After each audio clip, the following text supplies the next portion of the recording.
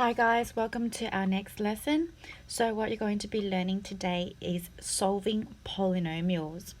So let's start with the basics. If I asked you to solve for x for a linear equation of, let's say, x plus 3 equals 20. This is a linear equation because x has a power of 1. To solve for x, you would naturally want x on its own. So you would get rid of the positive 3. Opposite of positive 3 is negative 3.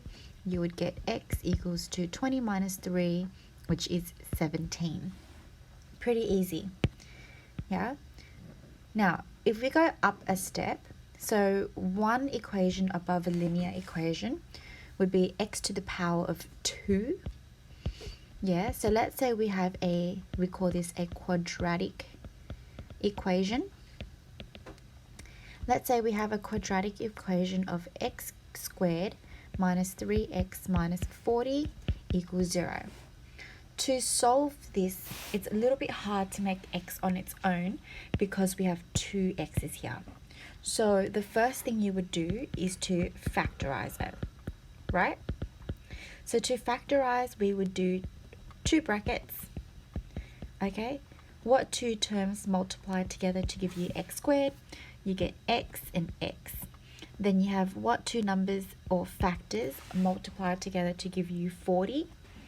But it has to give you a sum of minus 3. So we think about it as 8 times 5 gives you 40. To get minus 3, we know minus 8 plus 5. So minus 8 plus 5 gives you minus 3. So that's your factorized version. To solve for x, we know that we would have to, this can either equal to 0 or this can equal to 0.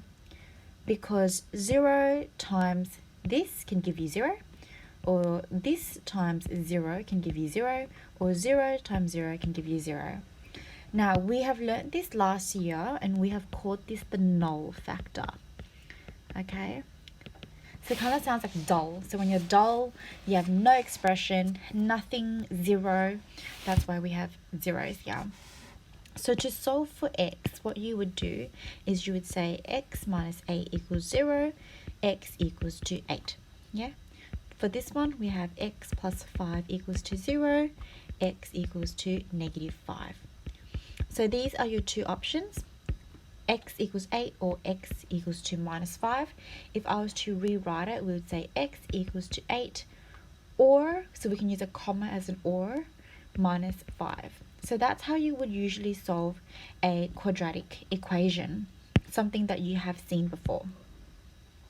Now, let's go one step further. Let's say you want to solve for a polynomial. So cubics, quartics, anything above the power of 2, yeah? Or even to the power of anything above the power of 1. So let's say when solving for polynomials, there are 3 things you need to note down and consider. The first thing, you need to make sure it's always equal to 0. So see how this part here is equal to 0? That's when you can factorize. So your px has to equal to 0. Your second step, once it's equal to 0, you can start factorizing, which is what we have done. And then your third step, you solve for x by doing the null factor. So those are the 3 things that we need to take into consideration when you're solving for polynomials. So let's do one example first. So let's say you want to solve for x. And we have x equals minus 1, x minus 2, and x plus 5 equals to 0. So the first thing we check is px equal to 0. Yes. Second thing we check, is it in a factorized form? Yes, because they're all in brackets. So the third thing, we solve for x by doing the null factor. So this can equal to 0. So x minus 1 can equal to 0. This can equal to 0. And this can equal to 0. Because 0 times 0 times 0 can give you 0. Or if any one of these are zeros, it would give you an answer of 0. That's why it's so important to have the word or in between. Okay, so let's solve for x.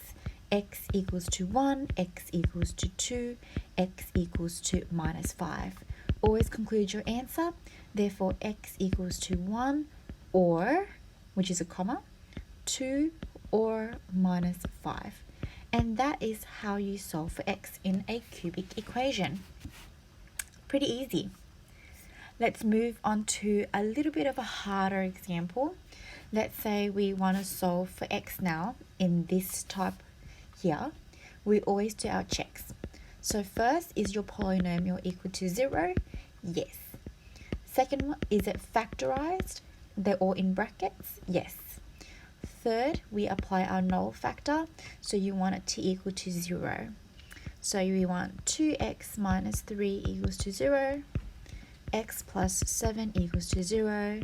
And 3x plus 1 equals to 0. Solve for x. So we can do 2x equals to 3, x equals to 3 over 2. X equals to minus 7, 3x equals to negative 1, x equals to minus 1 and 3.